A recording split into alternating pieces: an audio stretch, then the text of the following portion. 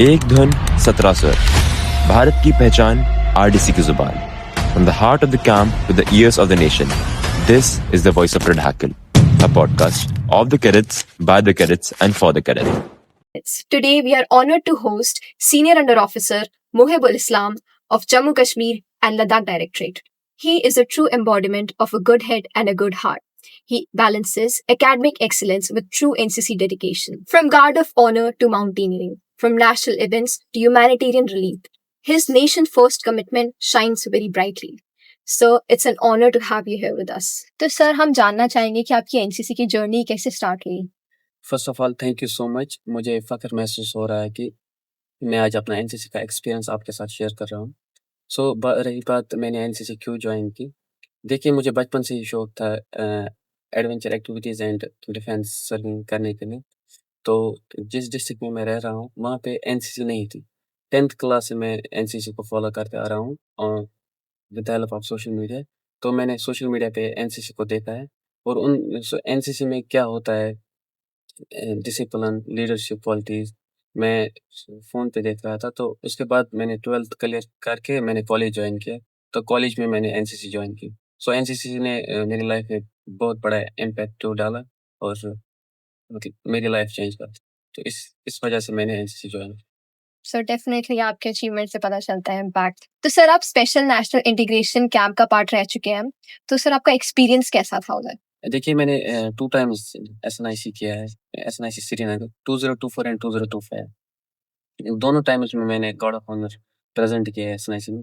और एसएनआईसी में all over India के कैडेट्स आए थे वहाँ पे, 17 डायरेक्टरेट्स थे।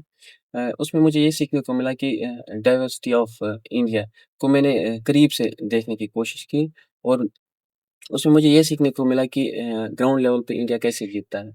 मतलब ऑल ओवर इंडिया कैडर्स आए थे, उनसे बातचीत की, उनके कल्चर के बारे में हमने जाना, उनकी लैंग्वेज, खाना-पीना, रहना-सहना, वो देख के हमें एक इज़्ज़त उठती है उन उनके लिए और बहुत नॉलेज गेन होता था। और जो ऑल ओवर इंडिया से 17 डायरेक्टरेट्स के कैडेट्स आए थे, उनको हमने अपने कल्चरल के बारे में बताया, उनको हमने अपने खाने-पीने के बारे में बताया और उनको भी बहुत अच्छा लगा और हमें भी बहुत अच्छा लगा उनसे मिलकर।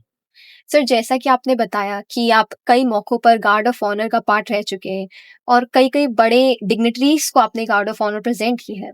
तो एक नेशनल प्राइड वाली फीलिंग आती है। तो लाइक कैसा एक्सपीरियंस था आपका वहाँ? जी। देखिए, मैंने टॉप ऑफ़िशियल्स को बहुत बार गार्ड ऑफ ऑनर प्रेज़ेंट किया है। ये मेरे लिए एक बहुत बड़ी गर्व और ज़िम्मेदारी की बात थी। उस वक़्त मुझे ये महसूस होता था कि मैं सिर्फ़ अपने आप को नहीं बल्कि कॉलेज, अपने एनसीसी यूनिट और ऑल ओवर इंडिया को रिप्रेज़ेंट कर रहा हूँ। तो ये मेरे लिए एक बहुत बड़ी गर्व की बात थी और ज़िम्मेदारी की बात थी। अ, और गार्ड ऑफ ऑनर ने मुझे ये सिखाया कि नेशनल प्राइड सिर्फ़ एक फीलिंग ही नहीं, बल्कि एक बहुत बड़ी ज़िम्मेदारी है। जब हम यूनिफ़ॉर्म लगाकर देश के लिए खड़ा होते हैं, तो हर एक मूवमेंट, हर एक डिसिप्लिन देश के इज़्ज़त के साथ जुड़ी हुई होती है। और इस एक्सपीरियंस में मैंने ये सीखा कि डिसिप्लिन और रिस्पॉन्सिबिलिटीज़ अपने अंदर होनी चाहिए। तो सर आप ईबीएसबी का भी पार्ट रह चुके हैं, इवन प्री आरडीसी आपने किया है। तो सर आपकी जर्नी कैसी रही? देखिए, मैंने ईबीएसबी 2024 जम्मू में किया है। ईबीएसबी में बहुत कुछ इंसान को एक्सपीरियंस मिलता है, जैसे मैंने एक्सपर्ट ट्रेनिंग भी की थी और ईबीएसबी में मैंने unity of diversity a, India की सीखने का मौका मिला था और उसमें बिहार एंड झारखंड डायरेक्टरेट वहाँ पे आए थे, तो हमने उनका कल्चरल देखा और इसके साथ-साथ मैंने एक्सपर्ट ट्रेनिंग भी की।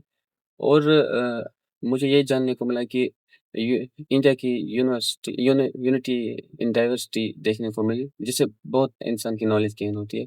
और उसके साथ-साथ आपने प्री आरडीसी की बात की, तो मैंने पिछली बार ट्राई किया था आरडीसी के लिए, जो मैं 3rd फेज़ में आउट हो गया।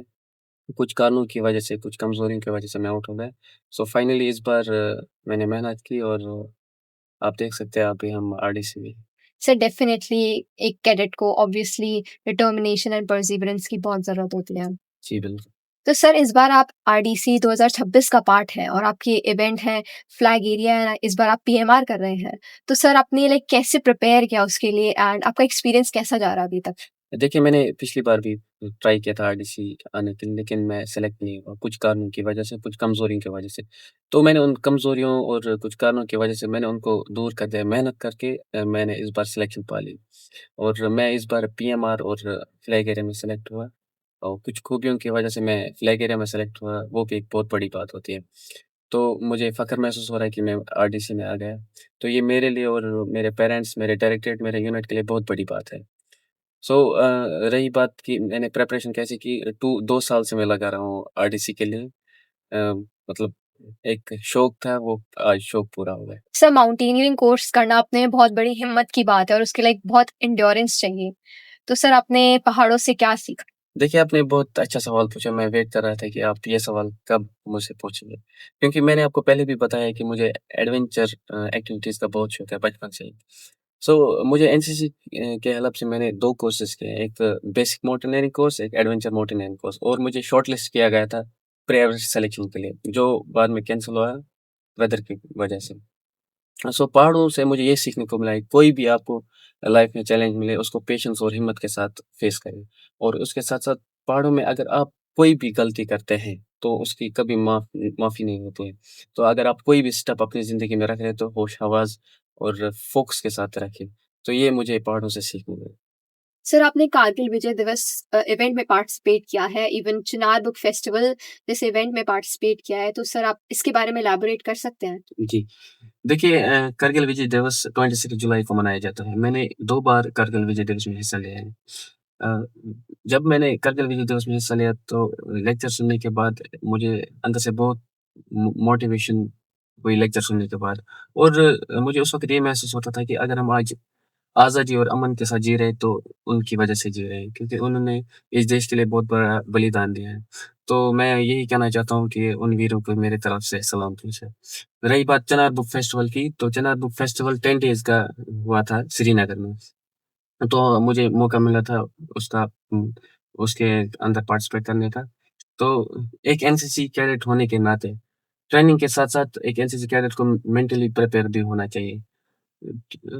चिनार बुक फेस्टिवल में हमें बुक्स, कल्चरल्स और आइडियाज़ मिले थे, जिसकी वजह से बहुत सारी नॉलेज गेन हुई थी। और इसके साथ-साथ जब चिनार बुक फेस्टिवल की नोटिफ़िकेशन हमारे यूनिट में आई थी, तो चिनार हमारे डायरेक्टरेट का लोगो है। तो इसके लिए मैंने वो नाम जल्दी डाला था और वहाँ पे जॉइन। सर आप ऑपरेशन सिंदूर के वक़्त कई रिलीफ कैंप्स का पार्ट रह चुके हैं, तो लाइक वो नेशन फर्स्ट वाली फीलिंग शोकेस की, तो लाइक कैसा था वो? बहुत अच्छा सवाल आपने पूछा। देखिए, जे कैंडल डायरेक्टरेट के एनसीसी कैडेट्स का बहुत बड़ा योगदान ऑपरेशन सिंदूर में रहा है। रही बात, मैंने ऑपरेशन सिंदूर में मॉक ड्रिल्स की और एनडीआरएफ के साथ ट्रेनिंग की। हम सोसाइटी के अंदर गए और उनको अवेयर किया, ताकि लोग पैनिक ना हो, अमन बरकरार रहे। देखिए, ऑपरेशन सिंदूर में हमने रिलीफ कैंप्स, फूड सप्लाई और मेडिकल टीम को सपोर्ट करके तो ऑपरेशन सिंदूर में जो भी घटनाएँ थी, उनको साथ दिया, और उसके साथ-साथ ब्लड डोनेशन ड्राइव चलाए। देखिए, मैं आपको एक बात बताता हूँ, एनसीसी एक यूथ ऑर्गनाइज़ेशन नहीं, बल्कि ये एक एक फ़ोर्स मल्टीप्लायर है देश के लिए। ऑपरेशन सिंदूर में जे कैंडल डायरेक्टरेट, एनसीसी कैडेट्स का बहुत बड़ा योगदान। इस बार हमें फ्लैग एरिया में भी और कल्चरल में भी यही थीम मिली थी, ऑपरेशन सिंदूर एनसीसी का योगदान। तो ये एक बहुत बड़ी बात थी, और मैं भी फ्लैग एरिया में रहा हूँ और मैंने उसमें बहुत और किया। सर ये बहुत बड़ी बात है कि लाइक ऐसे टाइम पे आपने लाइक इतना बड़ा कंट्रीब्यूशन दिया। सर इतने अचीवमेंट्स के बाद फाइनली आपको डीजी कमेंडेशन का लेटर रिसीव हुआ है। तो सर वो फीलिंग कैसी है? जी, बिल्कुल। देखिए, मैं बहुत खुश हुआ जब मुझे डीजी रिकमेंडेशन का लेटर रिसीव हुआ। देखिए, मैंने कभी सोचा नहीं था कि मुझे डीजी रिकमेंडेशन भी मिलेगा। लेकिन मेरे दिल में एक हमेशा एक बात उठती थी कि आप अच्छा काम करते रहो, हर कुछ आपको मिलेगा। इंसान का दिल साफ होना चाहिए, बाकी सब कुछ मिलता है। तो मैंने कभी नहीं सोचा था कि मुझे डीजी कॉम्पिटिशन मिलेगा, और मैं शुक्रगुज़ार हूँ अपने यूनिट्स, अपने पीआई स्टाफ, सीओ, इवन कि एडीजी सर और हमारे एएनओ सर, मैं इनका बहुत बड़ा शुक्रगुज़ार हूँ, जिन्होंने हम मुझे इतना सपोर्ट देके इतना आगे पहुँचा है। एनसीसी ने सीरियसली मेरी लाइफ़ चेंज कर। सर इतना कंट्रीब्यूशन करने के बाद you obviously deserve it. Sir एक मैसेज जो आप फेलो कैडेट्स को, हमारी ऑडियंस को देना चाहेंगे? देखिए, एनसीसी सिर्फ एक यूनिफ़ॉर्म नहीं है, बल्कि एनसीसी से इंसान को लीडरशिप, डिसिप्लिन और टीम वर्क सीखने को मिलता है। जैसे कि मैंने जब एनसीसी जॉइन की थी, तब मेरे अंदर लीडरशिप, डिसिप्लिन क्वालिटीज़ नहीं थी। तो एनसीसी जॉइन करने के बाद मेरे अंदर ये चीज़ें आ गई। मैं यही बताना चाहता हूँ कि आप एनसीसी में ज़्यादा से ज़्यादा मेहनत करें, और अपने जो अंदर जो भी आपके जज़्बात हैं, उनको बाहर निकाल के देश के लिए काम करें। Okay sir, so let's move to our rapid fire round. Okay so आपको एक वर्ड या एक सेंटेंस में आपको एक्सप्लेन करना है।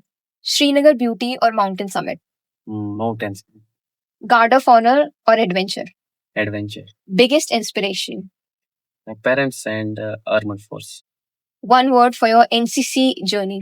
Nation first Thank you so much, sir, for being on our podcast. It was a great pleasure to host you. Thank you so much मुझे भी बहुत अच्छा लगा थैंक यू जय हिंद।